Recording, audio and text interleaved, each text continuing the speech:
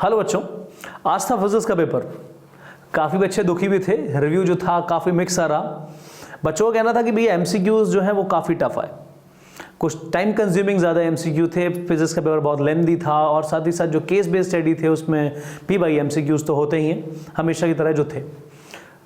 ऐसे में उन लोगों को ज़्यादा फायदा मिला है मेरे ख्याल से जो जेई की प्रिपरेशन कर रहे थे 12th के साथ या नीट की प्रिपरेशन कर रहे थे अपने 12th के साथ, क्योंकि कहीं ना कहीं ऐसे बच्चे जो हैं वो न्यूमेरिकल प्रैक्टिस बहुत ज़्यादा करते हैं जो जेई की तैयारी कर रहे हैं और नीट की तैयारी कर रहे हैं, कंपैरिजन टू वो स्टूडेंट जो क्लियरली क्लास 12 पे डेडिकेटेड होते हैं। और ये जो पेपर था ये टोटली न्यूमेरिकल बेस्ड था। मेरे हिसाब से ऐसे बच्चों को बहुत ज़्यादा दिक्कत आई होगी जो सिर्फ इसलिए जाते हैं फिजिक्स पेपर देने की भाई चलिए देख लेते हैं कि जो थ्योरी पार्ट होगा वो मैं कवर अप कर ही लूँगा। तो बता दो पूरा पेपर जो है वो बहुत अच्छी तरीके से फिजिक्स के न्यूमेरिकल से बैलेंस्ड आउट था और कहाँ देखा जाए तो कहीं ना कहीं न्यूमेरिकल वेटेज काफ़ी ज़्यादा भी था। तो फ़ायदा क्लियरली उनके लिए होगा जो इन सब चीज़ों की तैयारी कर रहे हैं या बहुत सिंसियर हैं पढ़ाई के लिए। एक नॉर्मल बच्चे के लिए पेपर ये थोड़ा टफ था। 2023 के कंपैरिजन में पेपर में काफ़ी ज़्यादा चीज़ें ऐसी थी जो आपको तकलीफ दे सकती हैं, चाहे वो ऑप्टिक्स से रिलेटेड सवाल थे। सवाल बहुत आसान थे, मैं ये नहीं कहूँगा सवाल बहुत टफ थे, but in the first impression जो बच्चा बोर्ड की तैयारी को कुछ अलग तरीके से सोच के जाता है कि अगर हमारे में एमसीक्यूज़ भी आए तो बहुत ईजी से आएंगे। सो इस बार जो एमसीक्यूज़ भी थे वो काफ़ी कैलकुलेशन बेस्ड थे। कुछ आपके जो एमसीक्यूज़ थे जैसे फोटो इलेक्ट्रिक करंट का एक था, एक स्पेक्ट्रल लाइंस का था, वो बच्चों को काफ़ी ज़्यादा टफ लगे होंगे, काफ़ी ज़्यादा आई थिंक कंफ्यूजिंग लगे होंगे क्योंकि फोटो इलेक्ट्रिक वाला था उसमें काफ़ी चारों पॉइंट बहुत क्लोज थे। स्पेक्ट्रल लाइन वाला जो क्वेश्चन था वो बच्चों को बहुत टफ लगा होगा। कईयों ने मुझसे कहा भैया ये तो हमारे सिलेबस में थी नहीं चीज़ें, ये कैसे आ सकती हैं ऐसे, तो वगैरह वगैरह कुछ ऐसे रिव्यू रहे हैं। देखिए उसी की पेपर का एक मेरे पास न्यूमेरिकल है। ये फर्स्ट क्वेश्चन जो मैं आपको दिखा रहा हूँ ये आज के बोर्ड के क्वेश्चन का ही है, बोर्ड के पेपर का ही है। देखते हैं ये सवाल आपसे क्या कह रहा है, कुछ सोल्यूशन इसके बारे में देखते हैं और जानते हैं कि ये क्वेश्चन का लेवल कैसा था। बहरहाल जो आपके सामने क्वेश्चन देख रहा है बहुत ही ईजी क्वेश्चन है। ये क्वेश्चन है आपका dipole placed in magnetic uniform electric field, work done in doing a work done in rotating a dipole.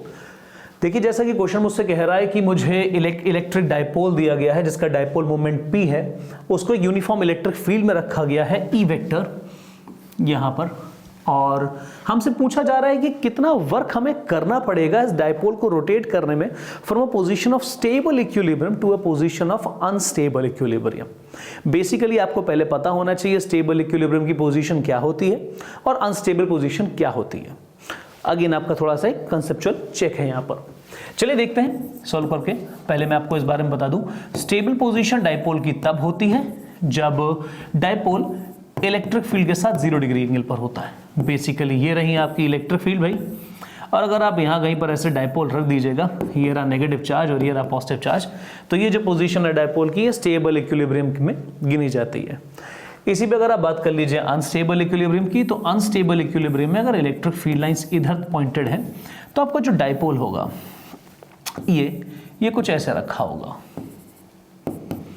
अगर मैं एरो बनाऊं तो डायपोल मोमेंट ऐसा है, यहां पर अगर आप एरो बनाइए तो डायपोल मोमेंट कुछ इस तरफ है, नेगेटिव से पॉजिटिव की तरफ होता है। तो हम लोग से कहा गया है कि हम लोग उसको मूव कर रहे हैं from a stable equilibrium position towards the position of unstable equilibrium. So इसका मतलब डायपोल पहले इस टाइप से रखा हुआ था आपका, आपने स्विच करके डायपोल को कुछ ऐसे करा है। ऐसा करने के लिए आपको कितना वर्डन करना पड़ेगा? नॉर्मल सी बात है, जो वर्डन आप करेंगे work done is equals to change in potential energy. Basically आप U फाइनल पोटेंशियल एनर्जी में से U इनिशियल एनर्जी निकाल दीजिए तो आपको मिल जाएगा वर्डन। ये बहुत बेसिक प्रॉपर्टी है कंजर्वेटिव फोर्सेस की कि वर्डन जो होता है वो चेंज इन पोटेंशियल एनर्जी के बराबर होता है। अब अगर मैं बात करूं पोटेंशियल एनर्जी की, तो पोटेंशियल एनर्जी का फॉर्मूला होता है PE कोसाइन थीटा। बहुत सिंपल सीधा formula.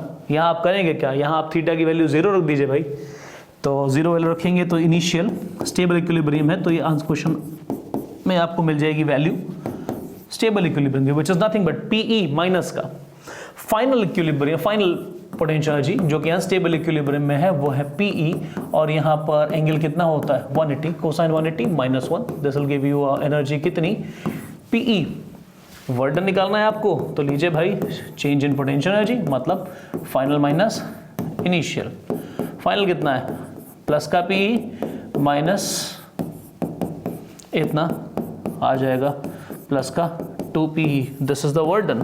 Guys very straight forward, very easy question. So आपके पास जो आंसर यहाँ पर आने वाला है वो कौन सा है? ए आंसर है। अगेन ये वाला सवाल आसान था। मिलेंगे आपसे नेक्स्ट क्वेश्चन साथ। Thank you.